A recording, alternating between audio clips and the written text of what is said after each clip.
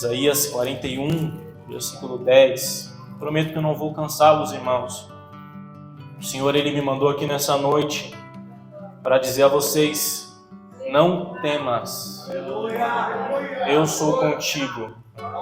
Vou repetir porque talvez teve gente que não entendeu. O Senhor me mandou aqui nessa noite só para dizer para você: não temas, eu sou contigo. Você acredita nessa palavra?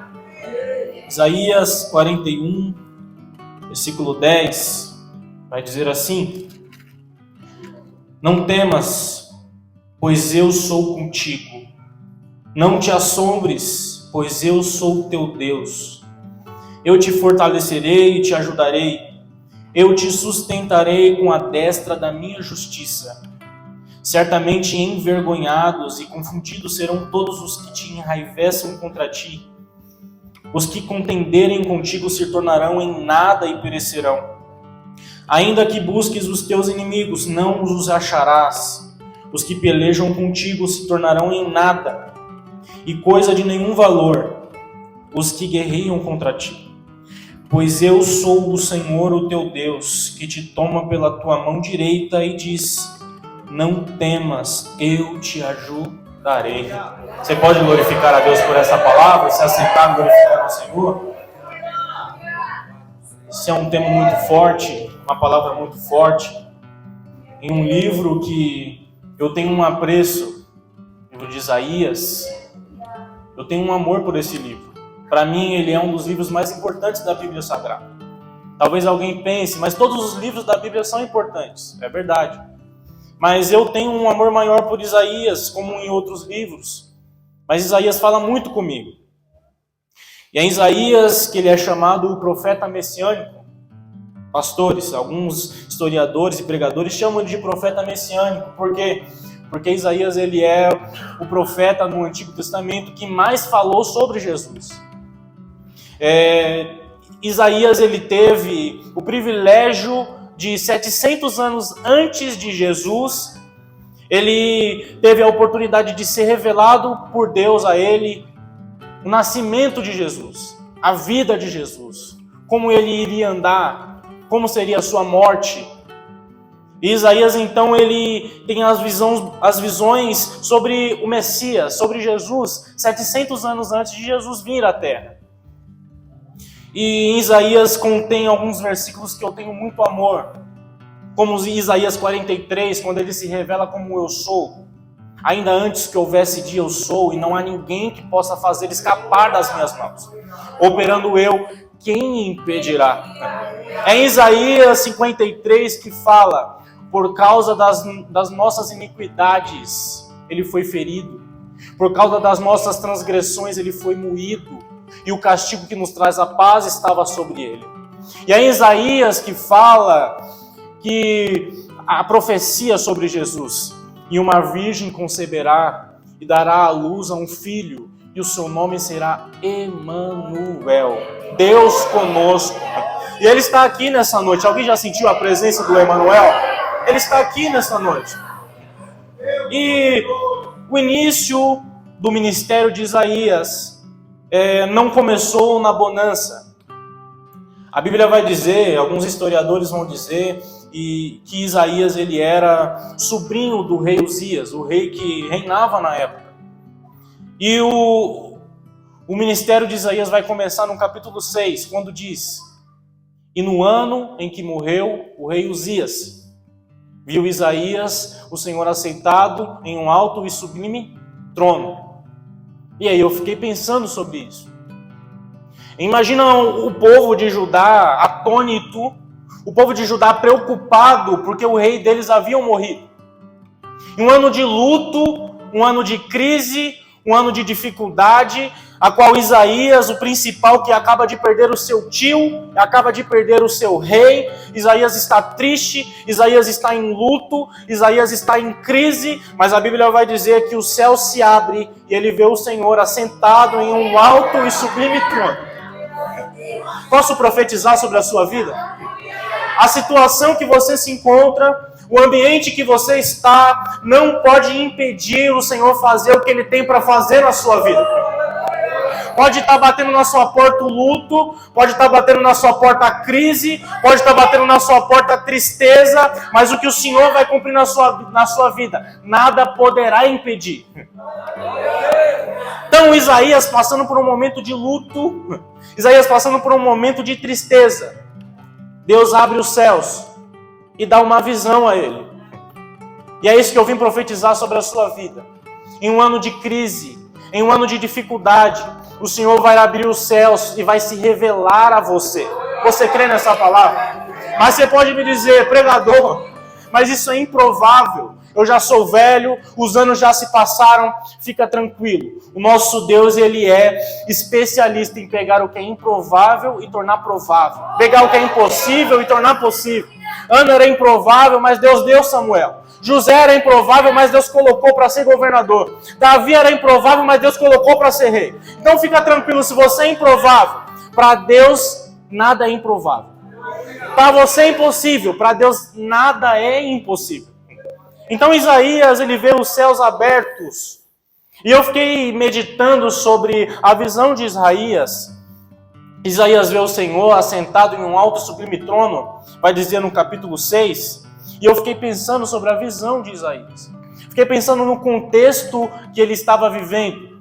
O rei havia morrido, o povo estava triste, o povo achou que não havia mais o controle, havia perdido o controle, já não tinha mais o que fazer. Eu imagino um povo desesperado, Isaías desesperado, porque o trono estava vazio. Quem olhava para o trono estava vazio.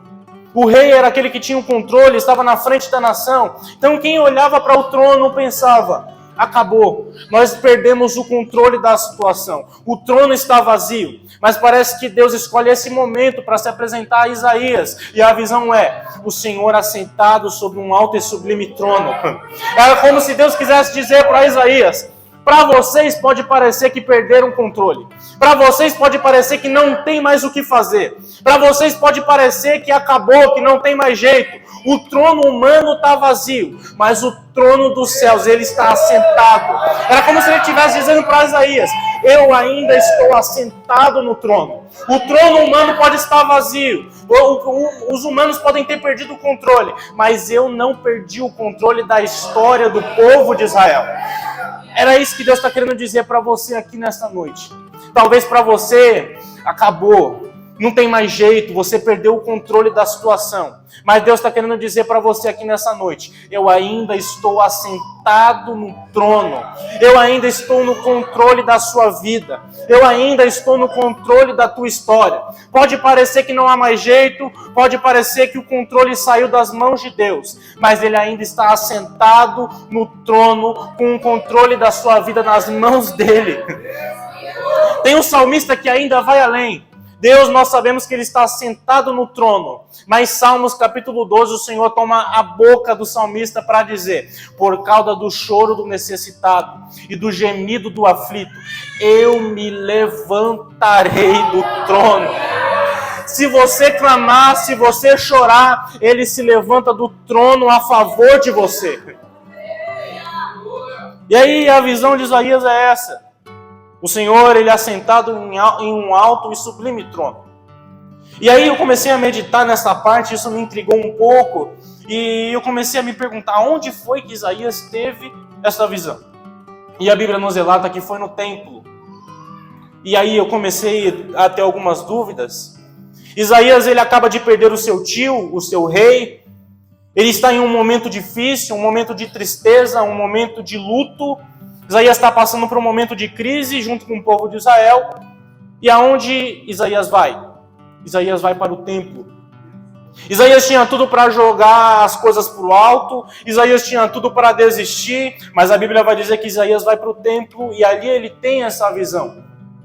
E é ali que o Senhor se manifesta para Isaías, o céu se abre e o Senhor mostra uma visão para Isaías. Posso liberar uma palavra sobre a sua vida?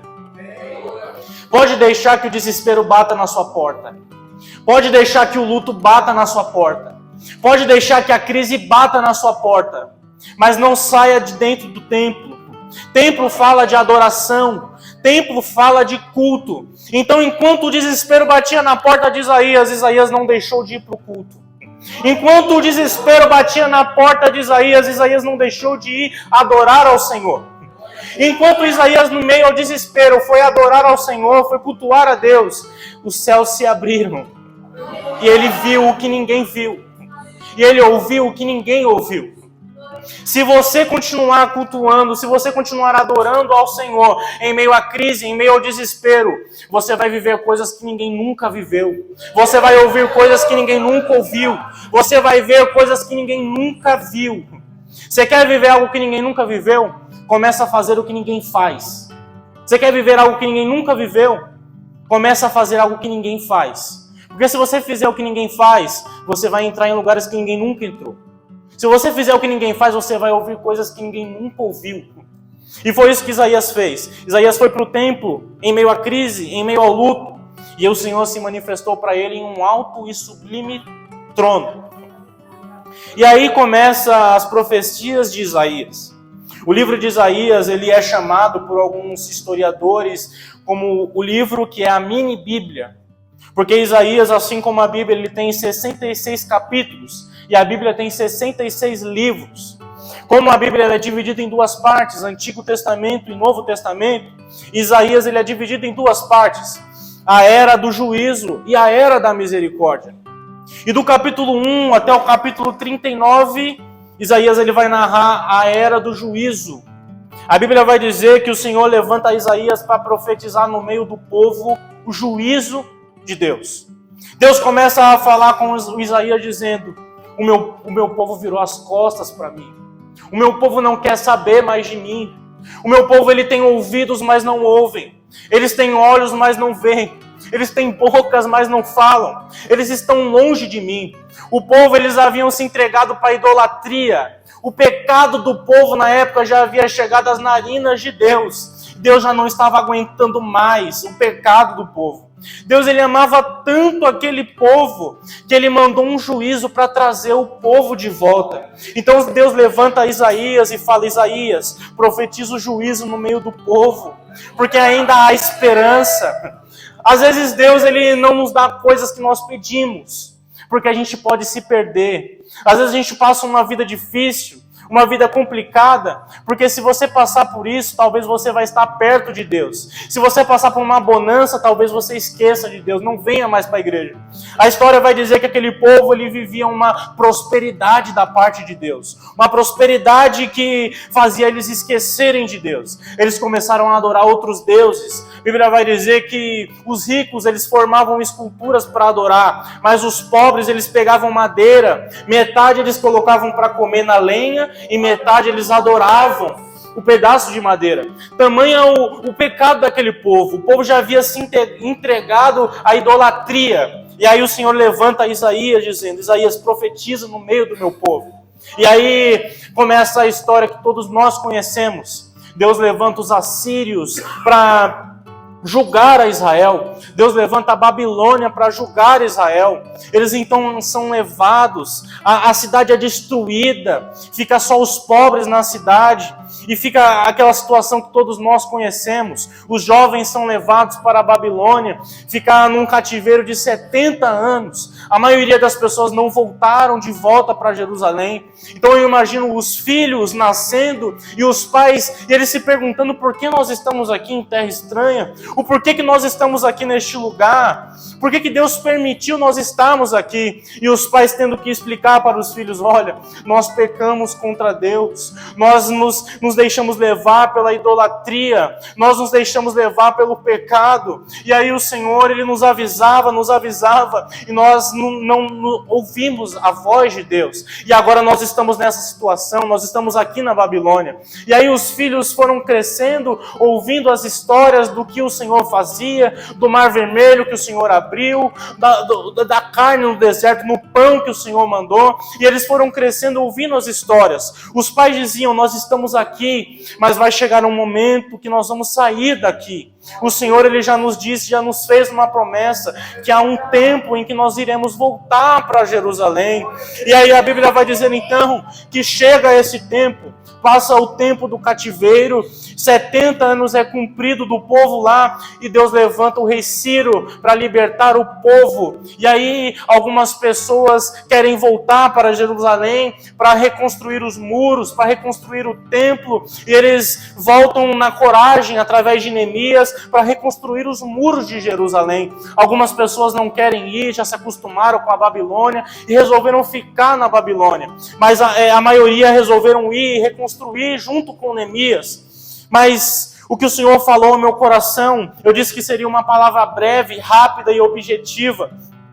É que a história vai dizer que o povo já estava acostumado com a idolatria, e eles tiveram que deixar na Babilônia para voltar para Jerusalém, para reconstruir o templo, a vida, a comunhão que eles tinham com Deus. Então a história vai dizer que algumas pessoas não estavam acreditando muito no que Deus poderia fazer. Não estavam acreditando muito no poder de Deus. Talvez não conheciam a Deus pelo tempo que havia passado. Os filhos não viram os milagres que o Senhor operou. Não viram o Senhor falando com o povo através de profetas. Então talvez não acreditavam muito no poder de Deus.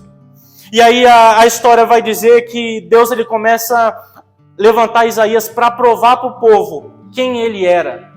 Talvez a dúvida do povo era: será que esse Deus tem poder para fazer tudo isso mesmo na nossa vida?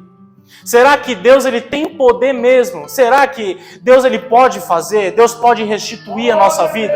Deus pode restituir Jerusalém? E aí a história vai dizendo então que Deus ele começa meio que falar o currículo dele. Ó, Isaías, fala para o meu povo, faz essas perguntas para o meu povo. E aí Isaías começa a dizer no capítulo 40, no versículo 12. Era como se Deus estivesse dizendo na boca de Isaías: quem mediu a concha das mãos às águas? Ou tomou a medida dos céus a palmos? Quem recolheu numa medida o pó da terra? Ou pesou os montes em uma balança? Quem guiou o Espírito do Senhor? Que conselheiro o ensinou? Era como se Isaías estivesse dizendo: que Deus é esse que mede os céus a palmos? Que Deus é esse que mede os mares com a concha de suas mãos? Quem ensinou a esse Deus? Quem deu o conhecimento a ele? Era como se Isaías estivesse dizendo para aquele povo: esse Deus que mede as águas com a concha de suas mãos, ele é capaz de restituir aquilo que vocês perderam. Esse Deus que mede o céu com a palma de suas mãos, ele é capaz de fazer na sua vida o que você acha que ele não pode fazer. Você já tentou pegar um bocado de areia e contar os grãos? Já é difícil. Agora imagina contar os grãos e nomear cada um deles e lembrar o nome de cada um. Esse é o nosso Deus. Ele chama cada estrela pelo nome. Cientistas vão dizer que há mais estrelas no céu do que grãos de areia na terra. Imagina, o nosso Deus, ele tem capacidade de chamar cada estrela pelo seu nome. Cada uma delas. E era como se Isaías estivesse mostrando para aquele povo: esse é o Deus que é capaz de libertar vocês, trazer vocês de volta para Jerusalém e restituir tudo aquilo que vocês perderam. Então aquele povo sai da Babilônia e vai voltar para Jerusalém para reconstruir a vida que eles tinham, reconstruir os muros, reconstruir o templo e o coração. Aquele povo, eles estavam indo na coragem, mas aqui dentro o medo pesava. Aqui dentro eles pensavam: será que vai dar certo isso aí? Os inimigos em volta de Israel toda destruída, Judá toda destruída, e eles indo reconstruir. Eu imagino eles indo na coragem, mas aqui dentro o medo pesando, eles pensando: será que vai dar certo? Será que a gente vai chegar lá, a gente vai conseguir reconstruir?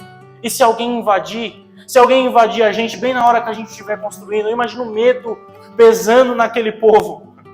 E aí que situa o texto, Isaías 41, versículo 10.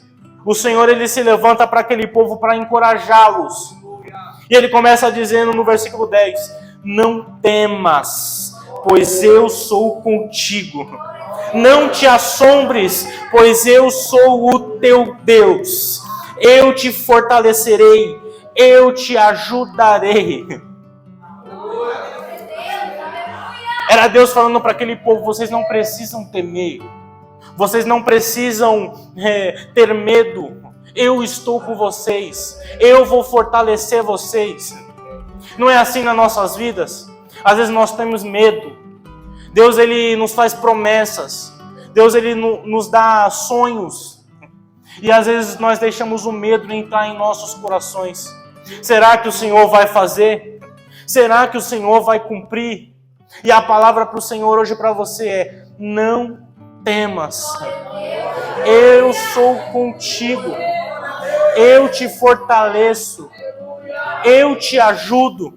Aqui na minha tradução está: eu te fortaleço. Mas em outras está: eu te esforço.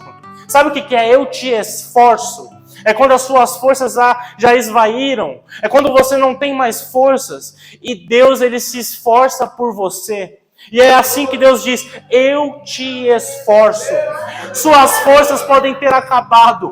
Você pode estar sem forças, sem ter jeito de caminhar, mas eu estou com você. Eu te tomo pela tua mão direita. Eu estou com você.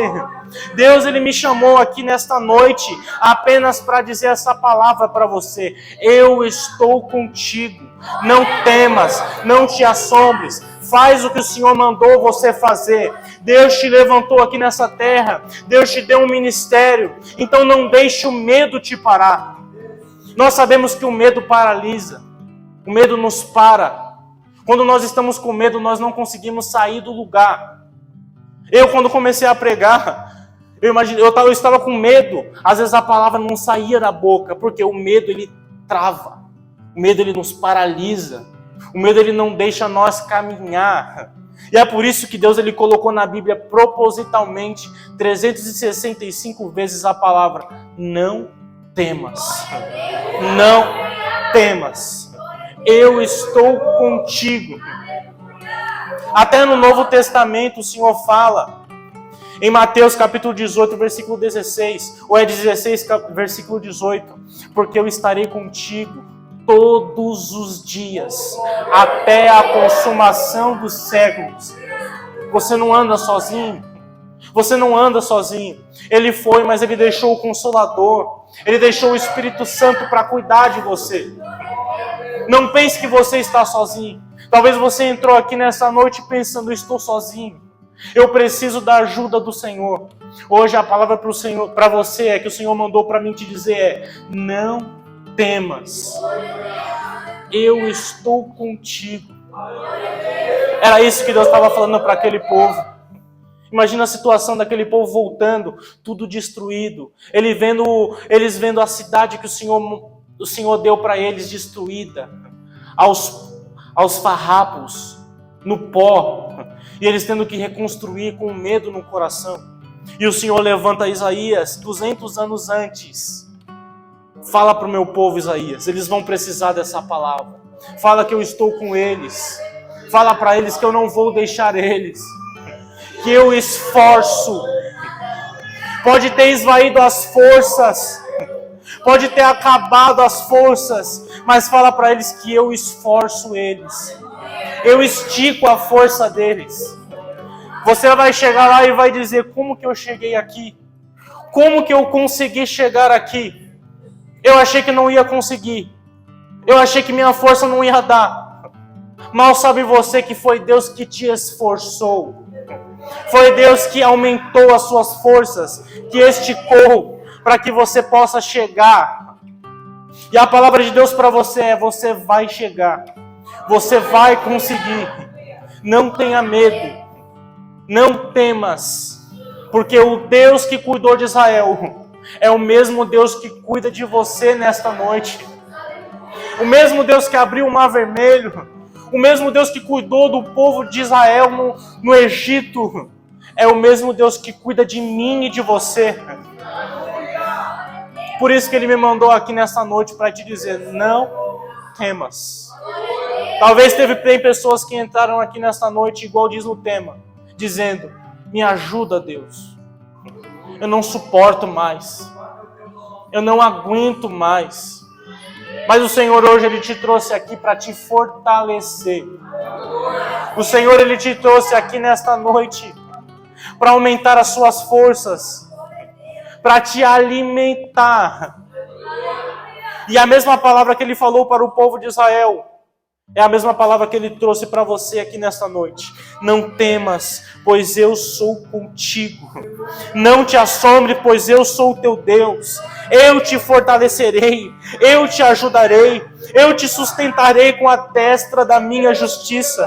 Certamente envergonhados e confundidos serão todos os que se enraivecem contra ti. E os que contenderem contigo se tornarão em nada e perecerão. Ainda que busques os teus inimigos, não acharás. Os que pelejam contigo se tornarão em nada e coisa de nenhum valor os que guerreiam contra ti. Pois eu sou o Senhor, o teu Deus, o que te toma pela tua mão direita e te diz: não temas, eu te ajudarei. Fica tranquilo, é só um processo, vai passar. Eu estou passando por um processo difícil. Atualmente eu estou trabalhando de noite e é muito dolorido. Talvez tem pessoas que passam por isso e não sentem falta da casa de Deus, não sentem falta de estar reunidos com os irmãos. Mas às vezes quem tem chamado, quem é ligado no altar, eu nasci no altar, meus irmãos, eu nunca me desviei na minha vida. Eu estou com 18 anos e eu nunca saí da igreja e eu sinto falta, meu coração dói. Às vezes é sexta-feira, quarta-feira, dá 8 horas, eu estou trabalhando e o culto na minha igreja está começando e meu coração dói. A minha alma chora. Mas eu sei que é só um processo. Eu sei que eu preciso aguentar. E o Senhor, Ele falou fortemente comigo quando eu estava lendo essa palavra. O Senhor falou ao meu coração: não temas, eu sou contigo. É só um processo, é só uma fase. O cativeiro desse povo tinha um começo, mas também tinha um fim. O Senhor colocou uma data, é 70 anos. Fica tranquilo, esse processo tem começo, mas também tem fim. Vai passar. E é por isso que o Senhor me mandou aqui nesta noite para te dar uma palavra, para te fortalecer. Não desista. Não jogue tudo para o alto. Não abandone o barco. O Senhor está com você. O Senhor me mandou te dizer isso. Não temas, eu estou contigo. Persevera, aguenta. Vai passar. Continua. Por isso que o Senhor, às vezes, Ele manda palavras para te fortalecer. Porque Ele sabe que se Ele não falar com você, você não aguenta. Você deixa, você abandona. Então essa palavra aqui é para fortalecer corações aqui nessa noite. Pessoas que entraram aqui pedindo a ajuda de Deus. Pessoas que entraram aqui necessitadas de ouvir a voz de Deus. Deus mandou essa palavra ao seu coração. Não temas, eu te ajudo. Eu te esforço. Eu aumento as suas forças aqui nesta noite. Assim como eu animei o povo de Israel, eu te animo. Não desista. Não desista da sua caminhada. Não desista do seu ministério. Agarre o seu ministério que o Senhor tem para você. Não abandone o barco, não abandone a obra de Deus. Deus, Ele conta com você.